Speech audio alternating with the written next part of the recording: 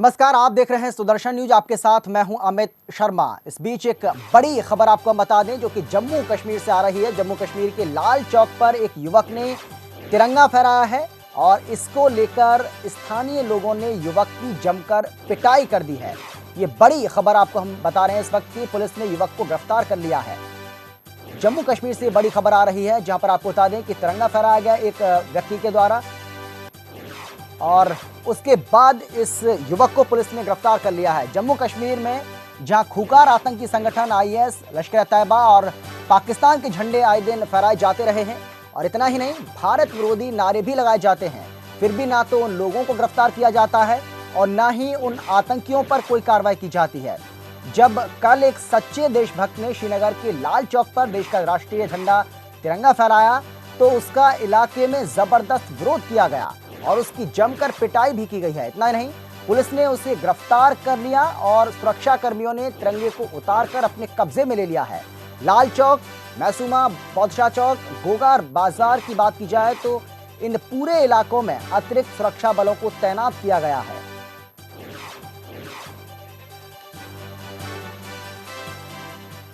और चलिए, इस पर ज्यादा बातचीत के लिए हमारे प्रधान संपादक सुरेश चौहान के जी मेरे साथ फोन लाइन पर मौजूद हैं।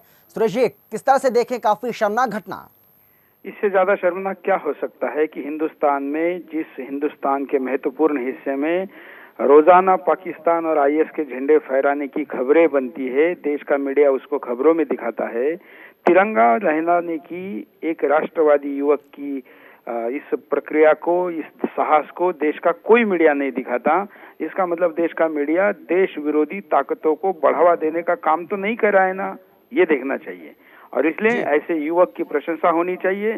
सुदर्शन चैनल उसको सारे प्रकार की कानूनी सहायता भी मुहैया कराएगा, अपनी टीम भी उन तक अभी पहुंच रही है और हम चाहेंगे कि देश भर के लोग इस युवक का सोशल मीडिया के द्वारा या अपने अपने संस्थाओं के जो ब्लैक बोर्ड्स होते, फलक होते, उनके द्वारा इसका अभिनंदन करें और जो जम्मू कश्मीर सरकार है उसका निषेध करें। बिल्कुल, लेकिन सुरेश जी, सबसे बड़ी बात यह है कि बाकी मीडिया की बात की जाए या बाकी न्यूज चैनल्स की बात की जाए तो कहीं ना कहीं आईएस से जुड़ी जब कोई खबर आती है, चाहे पाक झंडे जिस तरह से जम्मू कश्मीर लगातार फहराए जा रहे हैं उससे जुड़ी कोई खबर आती है तो उसको फ्रंट पेज पर जगह दी जाती है, लेकिन इस तरह की खबर कहीं भी देखी नहीं जा रही है। लेकिन सुदर्शन न्यूज़ की बात की जाए तो हम लगातार इस तरह की खबरों को प्रमुखता देते हैं और इसी कड़ी में, क्योंकि कहीं ना कहीं एक शर्मनाक घटना है, एक देशभक्त यदि झंडा फहराता है और इस तरह से उसके साथ यदि सलूक किया जाता है, पुलिस उसको गिरफ्तार कर लेती है, उसके खिलाफ प्रदर्शन किया जाता है, वाकई में कहीं ना कहीं काफी चिंतनीय बात है। ये की जरूरत नहीं, पूरी तरीके से जी हम इस मुद्दे को उठाएंगे। सुदर्शन के सोशल मीडिया के समर्थकों, टीवी पर देखने वाले दर्शकों को अपील करते हैं कि इस घटना को हिंदुस्तान के 125 करोड़ लोगों तक पहुंचाएं और जो गंदी हरकत वहां के सरकार ने की है, वहां के समाज के एक तबके ने की है, उन सब का निषेध करें।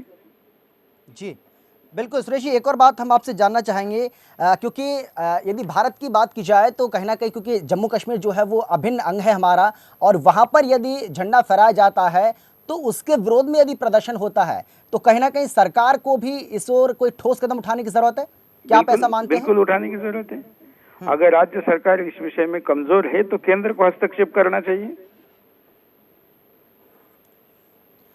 शुक्रिया आपका सुरेश जी इस तमाम बातचीत के लिए। और फिलहाल हमारे साथ रविंद्र रैना, आपको याद होगा कि जम्मू कश्मीर विधानसभा में जो अभी हंगामा हमें देखने को मिला था और एक बहुत अच्छा काम उन्होंने किया, क्योंकि बीफ पार्टी का आयोजन किया गया रशीद के द्वारा और उसके बाद थप्पड़ उन्होंने जड़ा और इसको सराहनीय कदम कहा जाएगा, सराहनीय पहल उनकी तरफ से की गई, क्योंकि कहीं ना कहीं यदि इस तरह का कोई भी कृत्य करता है तो उसको इसी तरह से सजा उसको दी जानी चाहिए। बिल्कुल रविंद्र जी, किस तरह से देखते हैं आप इस पूरी घटना को?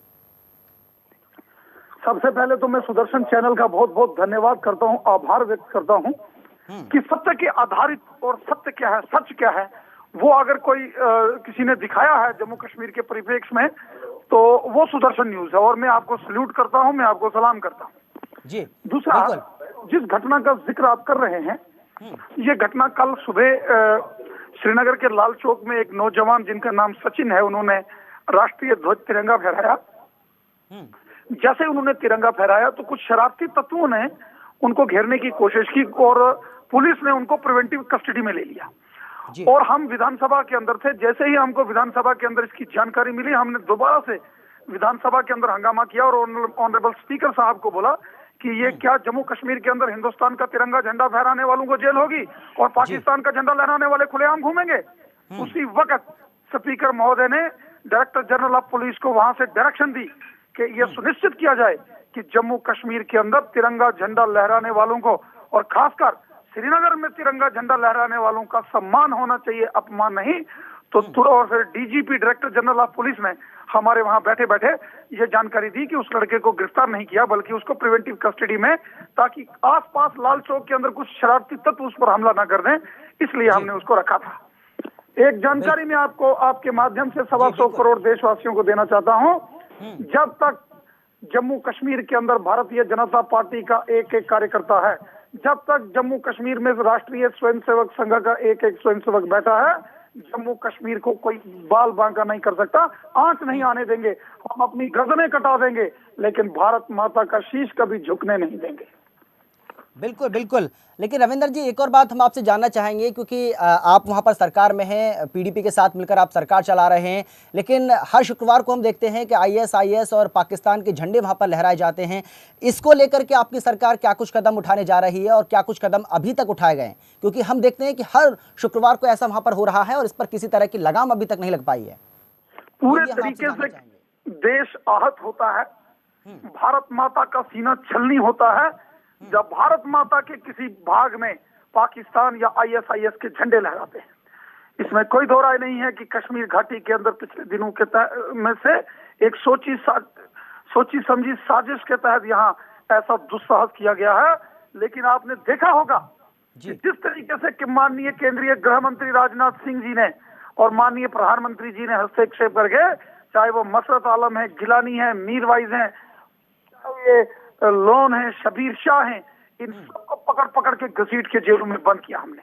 हम किसी को बख्शने वाले नहीं हैं। और एक बार फिर सुदर्शन चैनल के माध्यम से मैं पूरे जम्मू कश्मीर के उन तमाम शरारती तत्वों को जो भारत माता के खिलाफ षड्यंत्र करते हैं उनको चेतावनी देता हूं कि वो बाज आ जाएं, वरना हिंदुस्तान उनको बख्शेगा नहीं और जेल की काली कोठियां उनका इंतजार कर रही हैं। जी बिल्कुल। लेकिन रविंद्र जी, एक और बात हम आपसे जानना चाहेंगे। जिस तरह से बीफ पार्टी का आयोजन रशीद के द्वारा किया गया, हालांकि उसके किए की सज़ा आपने उसको दी, लेकिन फिर भी इस तरह की पार्टी करने की और वो धमकी दे चुका है। उसने कहा है कि वो इस तरह की आगे भी पार्टियां करता रहेगा और उसे कोई किसी तरह कोई नहीं रोक सकता है। 1000 पार्टियां करने की वो बात कह रहा है। तो इसके लिए आप क्या कुछ कदम उठा रहे हैं और किस तरह से अब आगे बढ़ने की आपकी कोशिश है, किस तरह की रणनीति है?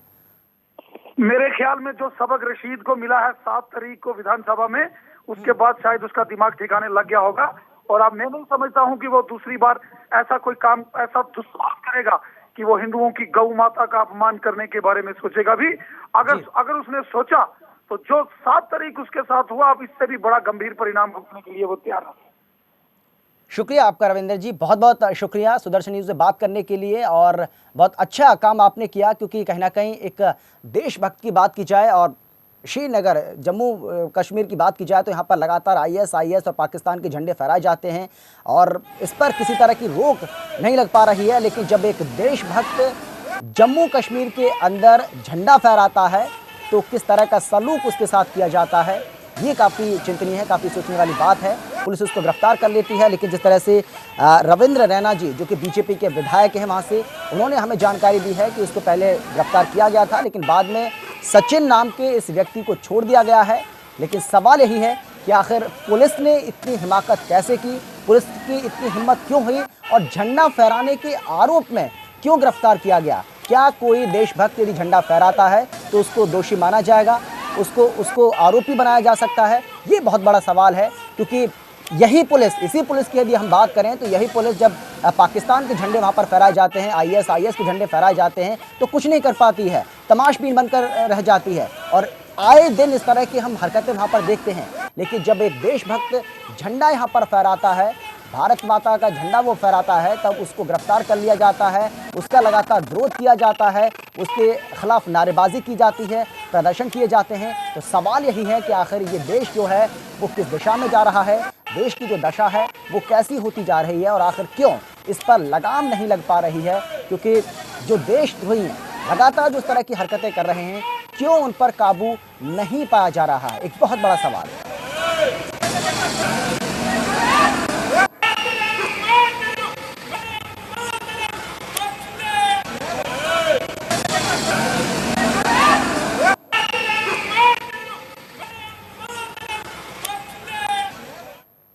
और चलिए आपको दो तस्वीर हम दिखाते हैं कि किस तरह से पाकिस्तान और आईएसआईएस के झंडे लहराए जाते हैं जम्मू कश्मीर में आए दिन। हर शुक्रवार को इस तरह के झंडे वहां पर लहराए जाते हैं। और दूसरी तस्वीर जो हम आपको दिखाने जा रहे हैं वो तस्वीर होगी कि किस तरह से इस सचिन नाम के व्यक्ति को, जिसने कल लाल चौक पर झंडा फहराया और आपको बता दें कि वो लगातार भारत माता की जय करके नारे लगा रहा था और इस झंडे को फहरा रहा था, इसका विरोध हो रहा था। तो ये दो तस्वीर हम आपको दिखा रहे हैं। एक तो तस्वीर जो है पहली, वो इस बात पर सवाल खड़ा करती है कि एक सच्चे देशभक्त पर इस तरह की कार्रवाई आखिर पुलिस ने क्यों की, और दूसरी जो तस्वीर आप देख रहे हैं, इन देशद्रोहियों पर कार्रवाई कब होगी। ये जो देशद्रोही हैं वो लगातार इस तरह की हरकतें कर रहे हैं। जम्मू कश्मीर में पाकिस्तान के झंडे फहराते हैं और लगातार पाकिस्तान के झंडे फहराए जाते हैं, लेकिन इन पर किसी तरह की कोई कार्रवाई अभी तक ना तो पुलिस की तरफ से की गई है और सरकार भी कहीं ना कहीं इसमें अभी तक ज़्यादा सफल नहीं हो पाई है। तो ये दोनों तस्वीरें आपको हम दिखा रहे हैं जो कि जम्मू कश्मीर की कहानी को पूरी तरह से बयां कर रही हैं, जहां एक सच्चे देशभक्त पर तुरंत कार्रवाई हो जाती है, लेकिन जो देशद्रोही हैं लगातार झंडे फहराते हैं पाकिस्तान के, लगातार आईएसआईएस के झंडे फहराते हैं, खाता हिंदुस्तान के हैं और गुण गाते हैं वो पाकिस्तान के, उन पर किसी तरह की कोई कार्रवाई अभी तक नहीं की गई है। लेकिन सवाल यही है कि इन देशद्रोहियों पर कार्रवाई कब होगी। ब्रेक का वक्त है, फौरन लौट रहे हैं।